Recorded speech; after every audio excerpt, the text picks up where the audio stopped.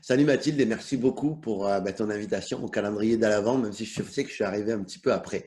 Euh, Pardon, excuse-moi, je suis un peu enrhumé. Écoute, déjà, je suis honoré en fait de ton invitation parce que je trouve que ce que tu fais a beaucoup de sens et je voulais vraiment te féliciter par rapport à ça parce que voilà, c'est toujours chouette d'avoir des personnes qui se bougent pour que les gens puissent être éveillés et puissent trouver un petit peu plus de lumière à chaque jour dans leur vie. Et c'est ce que tu fais à merveille, c'est ce que j'ai pu comprendre dans notre discussion. Donc, ça me touche toujours beaucoup. Tu m'as posé une question. Tu m'as dit, c'est quoi pour toi prendre ta place? Alors, moi, en fait, je suis un entrepreneur. En fait, à la base, j'ai été commercial et ça va trouver son sens à travers un peu mon histoire. Hein, mais c'est que, à la base, moi, je suis un gars qui est.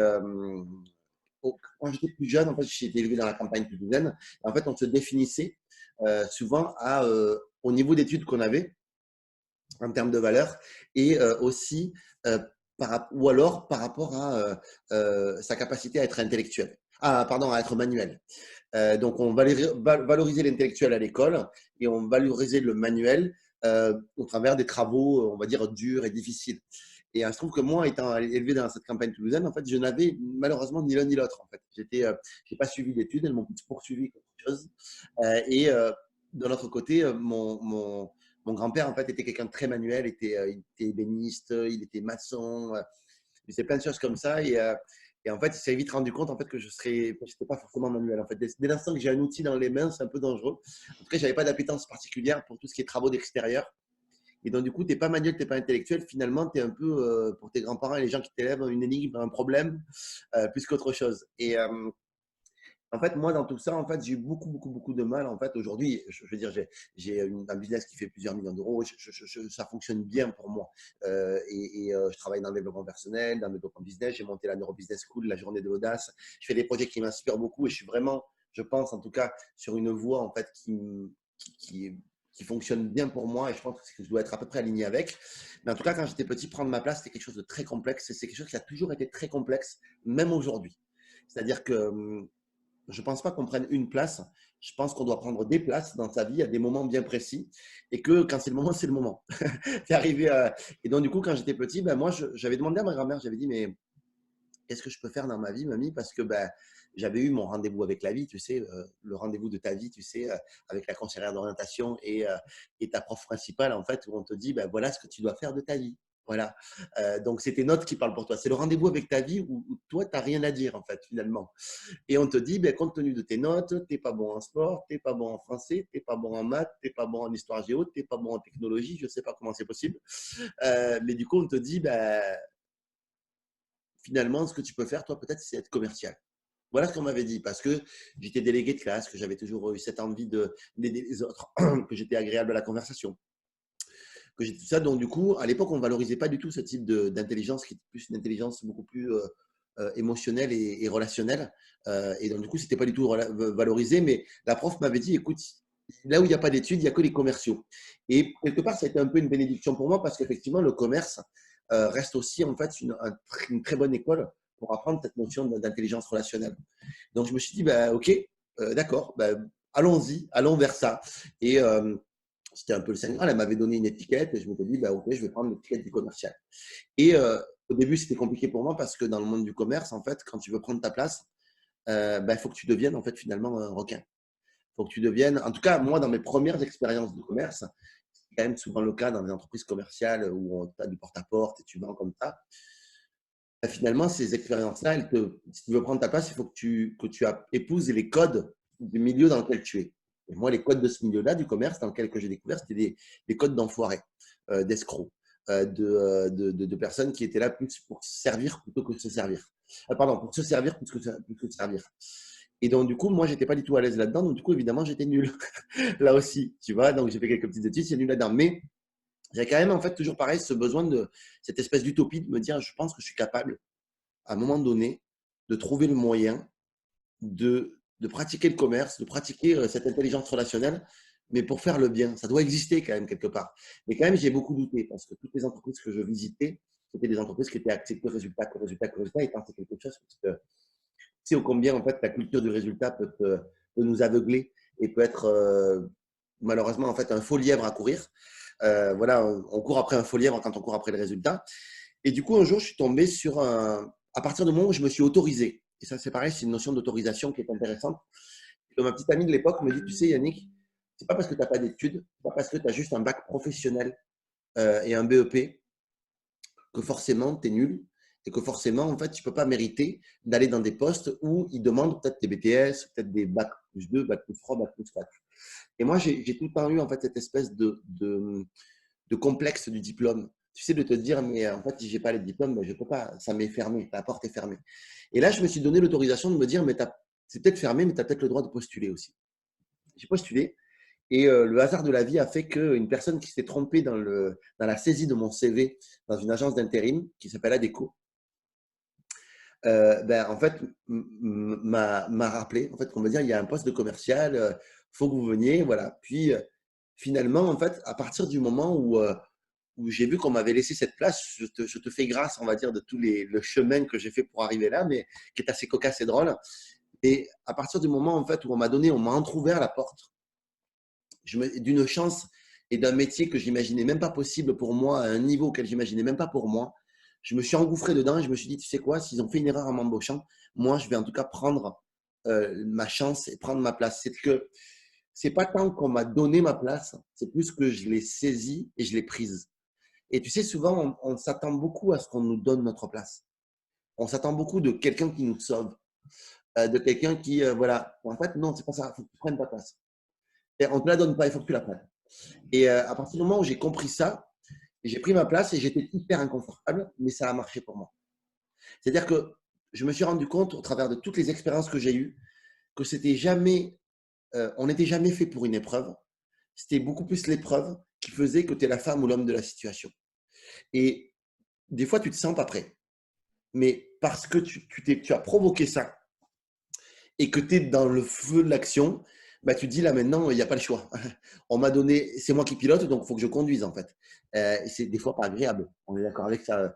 Je veux dire, tu sais, il y a Winston Churchill, c'est une phrase qui a à de nombreux moments et endroits dans ma vie, qui a résonné très fort dans ma vie et jusqu'à très récemment, c'est si tu traverses l'enfer, ne t'arrête pas. Des fois, tu es dans le jus. Tu te dis, mais qu'est-ce que je fous là? Qu'est-ce que je fous là? Pourquoi je fais ça? Pourquoi je suis là-dedans? Mais combien de fois je me le suis dit quand j'ai lancé la journée de l'audace, que je voyais que les ventes ne montaient pas. Putain, mais qu'est-ce que je fous là? Pourquoi je suis là? À me dire, putain, c'est la honte. Si tu n'as personne qui vient, tu vas avoir l'air d'un con. Et j'ai eu l'air d'un con peut-être pour moi. Pas pour les autres, je pense pas en tout cas. Mais tu sais quoi, c'est pas grave. Ok, il y avait une salle de 300 personnes, il y avait que 70 dans la salle. C'est pas grave. Ok, on continue. Quand des fois j'ai lancé la Neurobusiness School la première année, je me rappelle quand je me suis retrouvé devant la caméra avec le texte que j'avais préparé, le prompteur. Je me rappelle avoir passé la nuit à enregistrer mon putain de texte. Ça a fait un putain de succès. J'ai fait 600 000 euros en 2 semaines. Je me dis, mais putain, avec David, je me dis, mais putain, mais je me rappelle que quand j'y étais, je me disais, mais qu'est-ce que je fous là? Alors moi, j'ai eu comment dire, des événements heureux qui se sont soldés par une réussite de mes projets. Mais j'ai eu également des projets qui n'ont pas réussi. Il n'empêche qu'à chaque fois, j'ai pris la place que je voulais prendre. Et des fois, ça a été la place de quelqu'un qui n'a pas forcément réussi à, à concrétiser le projet. Et des fois, j'ai été celui qui a concrétisé le projet, qui a fait des choses géniales aussi. Et je suis toujours en fait en train de chercher ma juste place.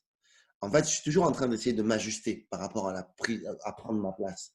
Je suis toujours en train de me dire, est-ce que là, c'est toujours ta place? Parce que la place du jour, elle n'est pas forcément la place du lendemain. Ou la place tu vois, la place d'hier n'est pas forcément la place que tu devras avoir demain. Donc, je suis systématiquement en train de m'ajuster par rapport à ça. Et je crois aussi que dans la notion de prendre sa place, il y a souvent aussi une notion de c'est inéluctable et c'est la seule place que tu dois prendre dans ta vie. Donc voilà, tu dois prendre ta place, donc c'est cette place-là que tu dois prendre en ce moment-là. Et prendre ta place, elle bouge. Donc ça, c'est une notion que je peux vous amener, c'est que moi, à un moment donné, j'ai dû avoir la place du chef d'entreprise. Et puis c'était dur pour moi. Puis à un moment donné, j'ai dû avoir la place du leader. Dans le domaine dans la journée de l'audace, quand on l'a créé, il a fallu que je prenne la place du leader. Puis à un moment donné, j'ai eu la place aussi de l'investisseur. Puis à un moment donné, j'ai eu la place de celui qui se mettait en retrait, parce que c'était ma place de rester en retrait. Donc je crois qu'en fait, il faut s'ajuster par rapport à ça, essayer de faire ce qui vous semble le plus juste pour vous, mais aussi pour le projet. Et je crois que souvent, ce n'est pas les égos qui doivent gagner, c'est beaucoup plus les projets et les idées qui doivent gagner plus que son propre ego. Et je crois que ça, c'est quelque chose qui est important pour moi parce que il y a des moments, en fait, où par moment, bah, je me dis, est-ce que tu es toujours l'homme de la situation là? Est-ce que tu es toujours l'homme à la place qu'il doit être pour faire avancer ce projet-là? Un projet, pour moi, c'est comme un bébé. Tu, des fois, il meurt dans l'œuf et puis ben, ça marche pas. Mais quand tu as réussi à faire naître quelque chose, c'est important de te poser la vraie question de savoir est-ce que tu es toujours la bonne personne pour que ce projet grandisse. Et par moments, c'est le choix de certains entrepreneurs qui ont créé des méthodes incroyables, des outils incroyables, de dire est-ce que là, je revends le bébé et je le reconfie à quelqu'un d'autre ou est-ce que je continue à m'accrocher à quelque chose qui me dépasse, finalement est beaucoup plus grand que moi et finalement que je freine et qui me freine par moment. Donc ouais, dans cette notion de prendre sa place, c'est très décousu ce que je te dis, j'ai m'en excuse. Euh, mais je crois ouais, qu'il y a cette notion-là et qu'elle me semble en tout cas importante à prendre en compte, de se dire, ben voilà, la place, on ne te la donne pas, tu la prends. Ta place, ben peut-être que tu n'en as pas qu'une et que la place d'hier n'est peut-être pas la place de demain aussi.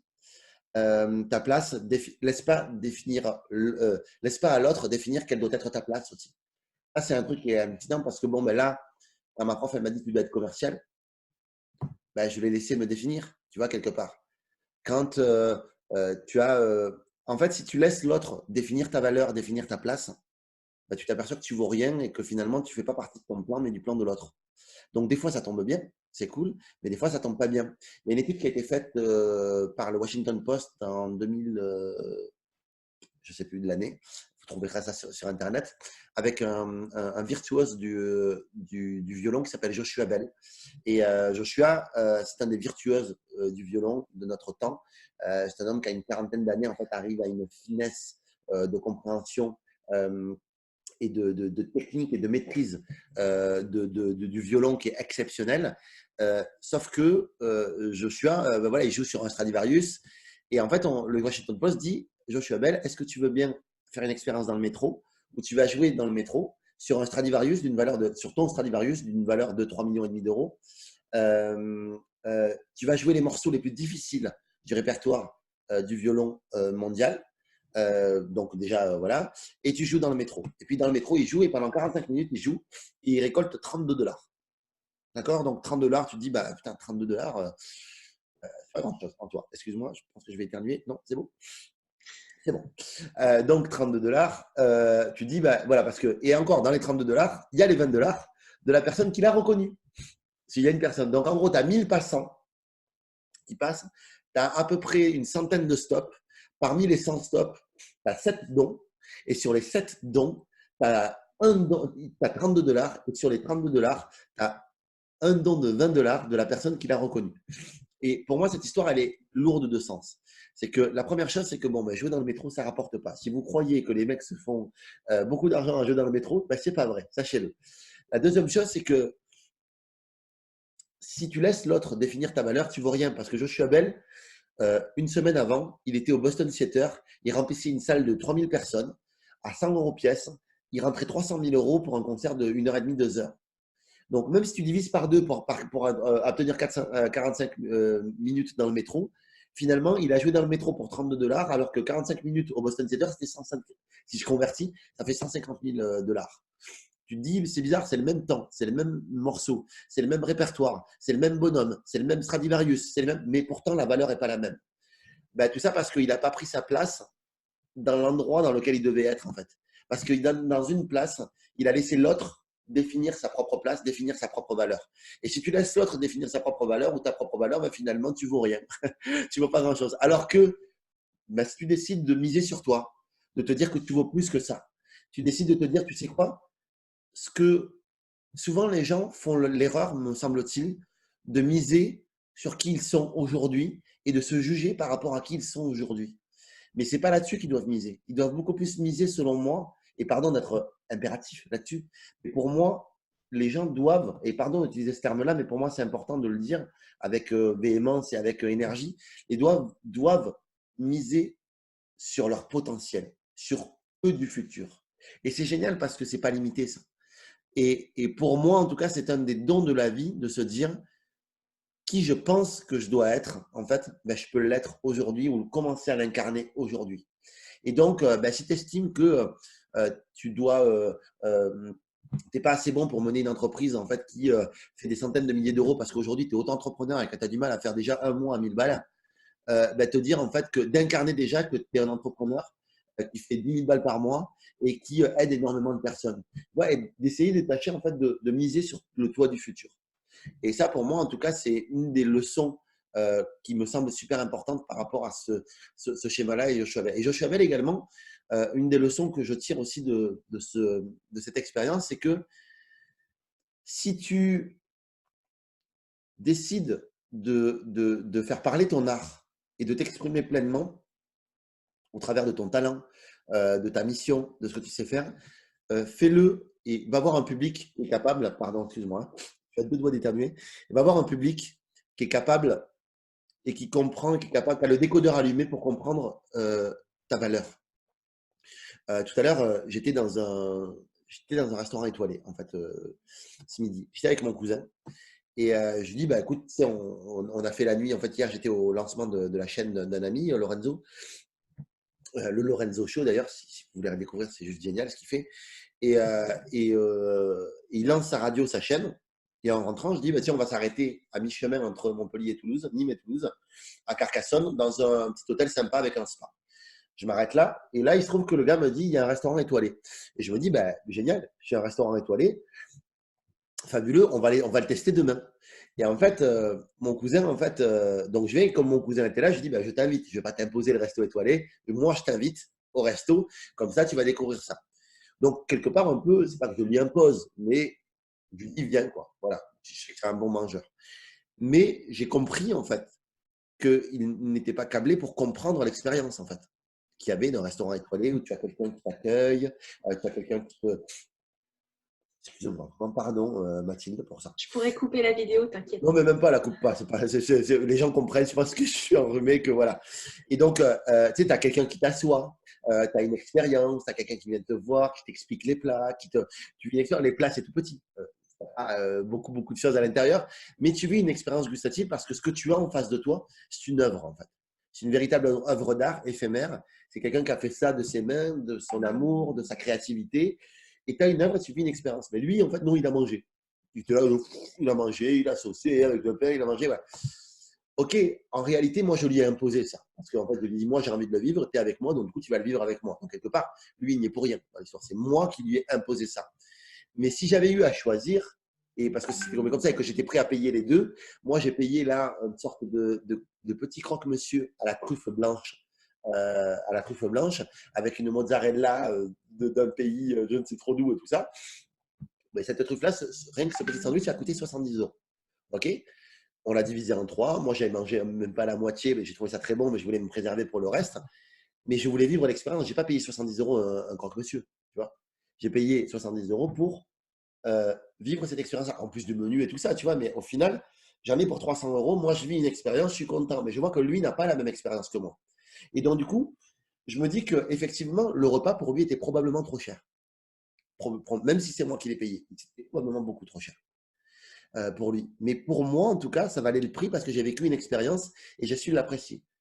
Et ce chef-là, qui s'appelle Franck Putalé, je crois, ou Puté, bref, à Carcassonne, dans la cité de Carcassonne, cet homme-là, il fait pas les choses pour que le client lambda vienne chez lui. Il fait les choses pour que des personnes qui savent apprécier, et il a un prix qui est positionné comme ça, apprécient. Et donc, du coup, je trouve que c'est important, en fait, pour moi, quand tu veux prendre ta place, de savoir la prendre avec les personnes aussi qui sont capables d'apprécier que tu prennes ta place. Et par moments, ça va déranger obligatoirement. Mais en tout cas, je crois que, en tout cas, il y a un lien à faire avec ça. Voilà. Voilà, ma belle, pour mon partage sur la notion de prendre sa place. Alors, c'est très décousu. J'espère que tu auras tout ce qu'il te faut, que ça apportera quand même un minimum de valeur aux gens qui te suivent. Pardon pour mon rhume, mais voilà, en tout cas, c'est ce que je veux te dire par rapport à ça.